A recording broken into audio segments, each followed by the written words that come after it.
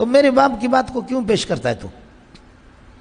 سمجھ رہی میں اے جی ہمارے سامنے کوئی بات پیش کرے، یہ حضرت نے کیا، یہ قرآن میں حضرت صلی اللہ علیہ وسلم نے کیا، کہتے ہیں کہ جی ہمارے اکابرین علماء دیوبند نے یہ فرمایا. سمجھے؟ کبھی اس طرح، جبکہ اکابرین دیوبند کو غلط نقل کر کے ان غریبوں پر جھوٹ بولتا ہے. یا تبلیغ والے کہتے ہیں کہ جی ہمارے بزرگوں نے، ارے بابا قرآن ہے، ہمارے بزرگوں نے فرمایا. ارے قرآن ہے، حدیث میں بزرگوں نے فرمایا. ہے میرا ربا تیرے کروڑوں بزرگوں کو محمد کی جوتیوں پہ قربان کر دو. سمجھے؟ علماء، اس پر میں 20 علماء آپ کو گواہ بتا سکتا ہوں کہ ہم لوگ ایک جگہ تھے تو انہوں نے ایک بزرگ کا نام لیا، ساتھیوں نے، تبلیغ والے ساتھیوں نے کہا کہ یہ مر گیا تھا اور پھر زندہ ہو گیا، پھر مر گیا، پھر زندہ ہو گیا. قاری عثمان دامت برکاتہم اللہ علیہ، بڑے علماء بیٹھے ہوئے تھے، بہت سے لوگ، ہم لوگ سمجھے. بزرگ مر گیا، پھر بچ گیا، پھر دوسری تیسری مرتبہ جب مر گیا تو فرشتوں نے پوچھا کہ من ربک کا، من نبیوں کا، ما دینوں کا. تو اس نے پوچھا اس بزرگ نے کہ تم جو ہے نا یہ کون سی جگہ میں مجھے لائے ہو، پہلے یہ بتاؤ کہ یہ ہے کون سی جگہ. انہوں نے کہا یہ جنت البقیع ہے، یہ جنت البقیع ہے. تو کہا کہ کیا مولانا الیاس کاندیلوی اور حضرت جی مولانا یوسف کاندیلوی وہ یہاں دفن ہے؟ کہا نہیں یہاں دفن. کہا وہ کہاں دفن ہے؟ انہوں نے کہا کہ وہ نظام الدین میں دفن ہے. تو کہا یا مجھے نظام الدین لے جاؤ یا ان کو لے کر کے آ جاؤ، اس سے پہلے کوئی بات نہیں ہوگی آپ سے. بولو آیا سمجھ میں کیا ہوگی؟ یہ کون سی جگہ ہے؟ کہا جنت البقیع ہے. سمجھے؟ اور وہ لم یبج سارے ایسے بیٹھے ہو کہ اللہ اللہ اکبر، زندہ ہو گیا. وہ زندہ ہو گیا جی، تیسری مرتبہ زندہ ہو گیا. آیا سمجھ؟ اب ایک آدمی کی اگر بات ہوتی نا، اب وہاں 20 لوگ بیٹھے، ایک عرب اٹھا اور اس نے کہا کہ فَإِنِ اسْتَطَعْتُمْ أَن تَجْتَمِعُوا فَاجْتَمِعُوا وَإِلَّا فَأَخْبِرُونَا فَوَاللَّهِ لَا نُحِبُّ أَن نَرَى وُجُوهَكُمْ إِلَى يَوْمِ الْقِيَامَةِ. تمہارے چہرے کو قیامت تک نہیں دیکھیں گے.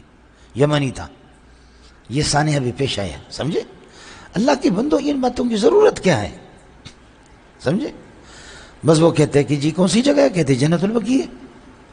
کہا حضرت جی الیاس کاندیلوی یہاں دفن ہے؟ کہا نہیں. یوسف کاندیلوی؟ کہا ادھر نہیں ہے دفن. تو کہا وہ کہاں؟ کہا نظام الدین میں. تو کہا مجھے یا نظام الدین لے جاؤ یا ان کو ادھر لے کر. ہے تو جنت البقیع میں رہنا نہیں چاہتا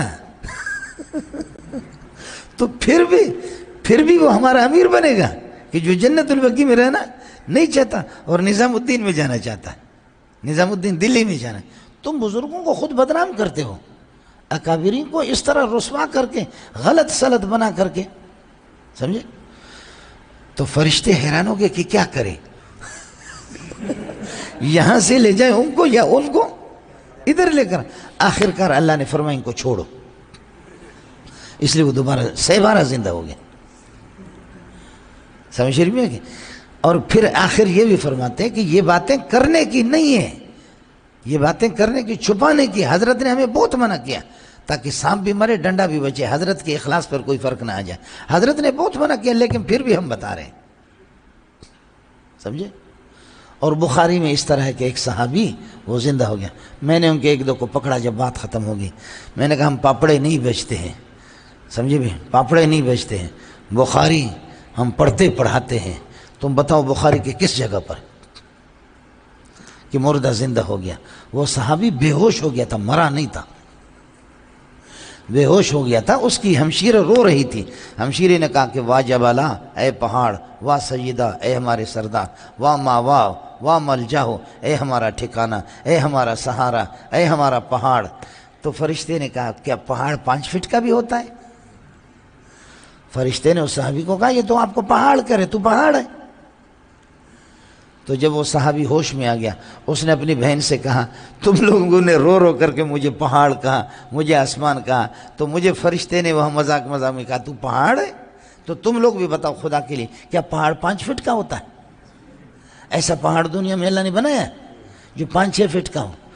تو اس صحابی نے کہا کہ میں تمہارے اس قسم کے فضول غلو سے، یا اہل الکتاب لا تغلو فی دینکم ولا تقولوا علی اللہ الا الحق، عیسیٰ کو تم جوش میں محبت میں آ کر کے ابن اللہ کہتے ہو، انما المسیح عیسیٰ ابن مریم رسول اللہ، سمجھے، وہ رسول اللہ ہے، وکلمتہ القاها الی مریم وروح منہ، یہ وہ ابن اللہ کہاں سے بن گیا، اس کو معبود تم نے کہاں سے بنا دیا؟ یہ مسئلہ ہو گیا مولوی صاحب ہے۔ ابھی یہاں کچھ ساتھی آگے، یہ اپنے ان سے گلہ کرنا ہوتا ہے، یہاں آگے کہا ایک ساتھی امریکہ سے آیا، تبلیغ میں وقت لگایا، 9 سال تک اس کا کلمہ درست نہیں ہوا، 9 سال تک سورہ فاتحہ اس کو نہیں آیا، لیکن اللہ نے ایسے اس راستے میں اس کو قبول فرمایا، اللہ نے ایسے اس راستے میں قبول فرمایا، ایسے وہ مستجاب الدعوات بن گیا کہ یہاں پانی نہیں ہے، کہتے نہیں ہے، کہتے ادھر کھدائی کرو ابھی پانی نکلے گا، کھدائی کر دی پانی نکل گیا۔ دوسرے جگہ پر کہا کہ یہاں قحط سالی ہے، بارشیں نہیں ہوئی، انہوں نے کہا کہ بارش نہیں ہوئی، کہا نہیں، کہا ہوگی بارش، کہتے آدھا گھنٹے کے بعد بارش ہو گئی، سمجھے، ادھر پانی نہیں ہے، کھودو، پانی مل گیا۔ ایسے مستجاب الدعوات تھے ایسے۔ اچھا 15 منٹ پہلے کہا کہ 10 سال تک 9 سال تک سورہ فاتحہ اس کو نہیں آیا،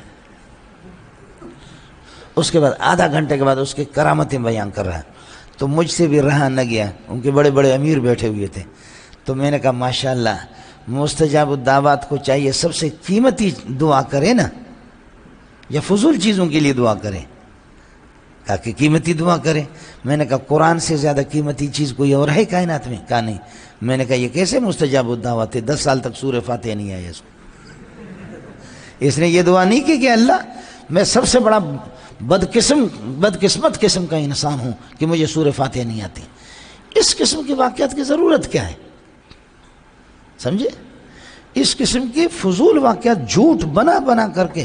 قال رسول اللہ کا دروازہ کھلا ہوا ہے، قال اللہ تعالیٰ کا دروازہ کھلا ہوا ہے، اتنا بڑا کلام ہمارے پاس موجود ہے، سمجھے، اس کے باوجود جھوٹے جھوٹے واقعات بنا بنا کر کے، سمجھے، اذا قیل لهم تعالوا الى ما انزل اللہ، آؤ قرآن کی طرف، والى الرسول۔ اس لیے قربان جاؤں ابو حنیفہ اور شافعی مالک احمد بن حنبل کے، انہوں نے کہا کہ نہیں، ہماری ابو حنیفہ کی بات نہ چلے، تمہاری بات کہاں چلے گی۔ ابو حنیفہ نے بھی قانون یہ بنایا، اعلم ان اصول الشرع ثلاثۃ الکتاب والسنۃ والاجماع والاصل الرابع القیاس المستنبط من هذه الاصول الثلاثۃ۔ ہماری قیاس معتبر نہیں ہوگی، قیاس وہ معتبر ہوگی جو المستنبط من هذه الاصول الثلاثۃ، جو ان اصول ثلاثہ سے کیوں مستنبط ہو، سبحان اللہ۔ اور وہ توضیح تلوی میں مثالیں آپ نے، قیاس المستنبط من القرآن، المستنبط من السنت، المستنبط من الاجماع، ان کی مثالیں توضیح میں ہے سب۔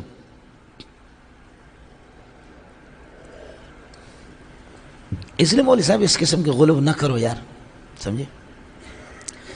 کل پرسوں ایک شاگرد آیا کہ